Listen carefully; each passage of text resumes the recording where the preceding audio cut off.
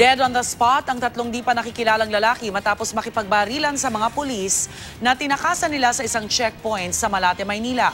May report si Mav Gonzalez.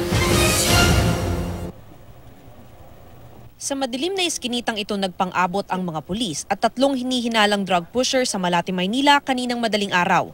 Nagche-checkpoint sa may P.O. Campos Street ang Arellano PCP nang mapadaan ang tatlong sospek. Galing to dito sa talagang itong area ng Titanic kung saan ay diyan talaga yung iskoran nila ng droga.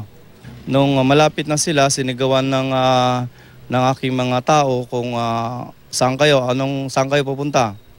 Nung lalapitan na sila, lalapitan na, bigla namang nagtakbuhan papunta rito sa may Erojas. At dito na nga nagpaputok itong banda rito na isang namatay. Kaya napilitang gumanti yung ating mga kapulisan. Dead on the spot ang tatlong sospek sa engkwentro.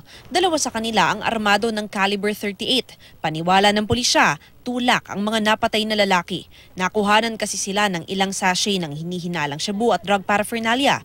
Yun nga lang walang nakuhang pagkakakilanlan sa mga sospek. Itong unang balita sa Maynila. Mav Gonzalez reporting.